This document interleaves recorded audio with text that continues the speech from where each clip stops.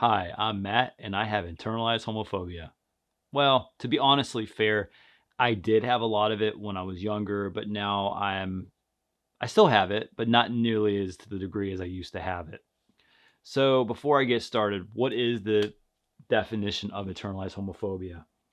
This is those who have learned and been taught that heterosexuality is the norm and correct way to be. Hearing and seeing negative depictions of LGBT people can lead us to internalize these negative messages. Some gay people suffer from the mental distress as a result. I'm definitely no exception to that. I myself have struggled through so much of this, and it's had a huge impact on my younger part of my life and probably had a big influence on my sexual orientation. So, how did I get this internalized homophobia? Where did this start? Um, I grew up in the Shenandoah Valley, and it's culturally close knit, if that's such a thing. Small populated, heavily Baptist, Methodist, and stuff like that. So it definitely set the stage for internalized homophobia for me. My family was a very strong and masculine family, um, and my parents definitely taught or instilled Christian values into me. That definitely didn't help, especially when it come to the whole gay thing. When I was 13 and 14, especially, I my sexual attractions was in full swing, and I knew something was different about me at that age. And when I'd hear scripture, such as "a man shall not lie with another man," it definitely made me say, "Oh yeah, definitely." My thoughts in my head are just sinful. They're sin. I gotta purge my mind of sin. I would pray to God and do the whole work. Pray the gay away. Yeah, that worked. So it started to set the stage, and I started to translate, being gay is sinful, it's bad, and I started to lash out in a hostile, negative way towards it.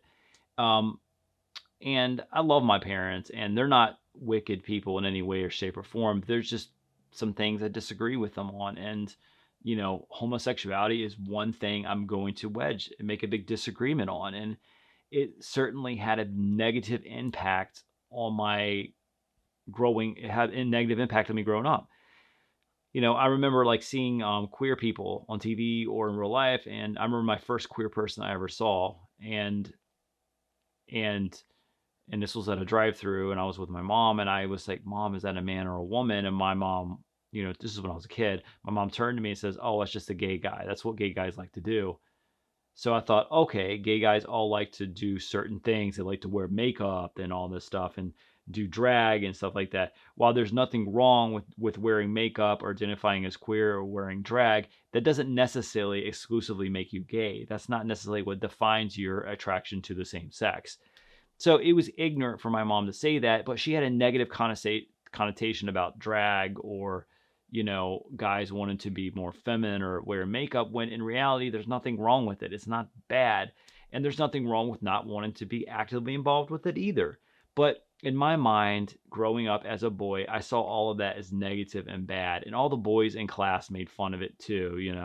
And in fact, growing up, there was always so many gay jokes. I mean, you probably could buy books back then full of gay jokes, because being gay you know, was really the worst thing. I remember people would say, "God, thank God I'm not gay. I would just kill myself."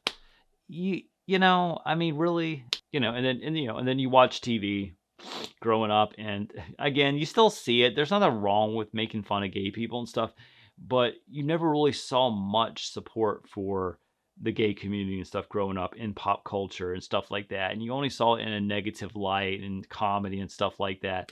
So, you just saw gay people as a bunch of clowns in a sense. So that contributed to my thought process, even though I had attractions to the same sex, I was just trying to cancel it out. And I had this internalized homophobia of shit building in my brain. And my only way of, dealing with the other side was just to shit on it.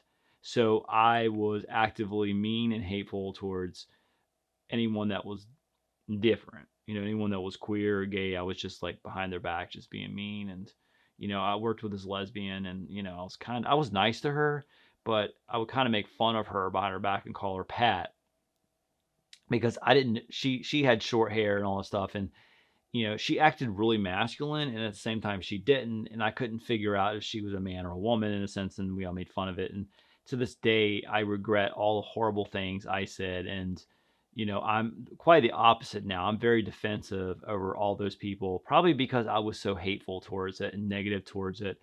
But so it reached the boiling point. I think when I came out to my brother, my twin brother, the first person I ever came out was my late twin brother. And that changed me. I think it slowly woke up, and I learned to accept a part of who I am. By accepting myself, it allowed me to accept others.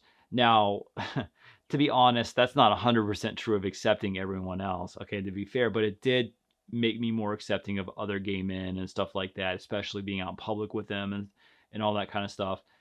There is still some struggles I still have to go through with it. Like for example, if I'm walking down the street, and here where I live, it's still conservative in a sense. Next to a drag queen, it probably would make me feel a little different, to be honest. Now, do I support drag queens? Do I support queer people? Dang right I do. But is that honestly 100% truth? Well, if I truly supported them, I would probably be walking down the street next to them. And I honestly don't feel at that point to do it. I mean, when I go to I've been to drag shows and stuff before, and I've donated money and everything. I make sure to give them money because I know it's very hard for them in their life, and that's why I do it. But I'm not trying to sound like I'm a hypocrite or anything like that, but that's still some struggles I go through. I do know if guys are talking about their relationships in public at a restaurant, like I dated this guy once and I dated this guy, I feel immediately uncomfortable about it and want to leave. And that's just still struggles I have to this day. And I really wish I could get over that. And if maybe it's the location, because in Portland, Oregon, when I used to live there, I was so much more open and freer and felt like nothing was an issue. I felt cool with everything. But when I moved back here, everything kind of went reverse. So maybe it's a location and how the environment influences me, and it's something that I need to somehow break that, but I don't know how to. But anyway, so I had internalized homophobia. I still wrestle with some of it.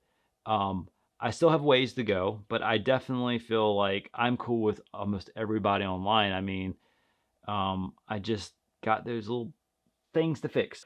So where do I go from here with my internalized homophobia? What left of it I have? I got to work on it. I got to work on it, and I think every day, even though I'm not directly working on it, by exposing myself to queer culture and stuff like that, just because I don't feel like I feel like I'm a part of the queer culture does not mean I shouldn't be around it or talk to people that are queer and stuff like that.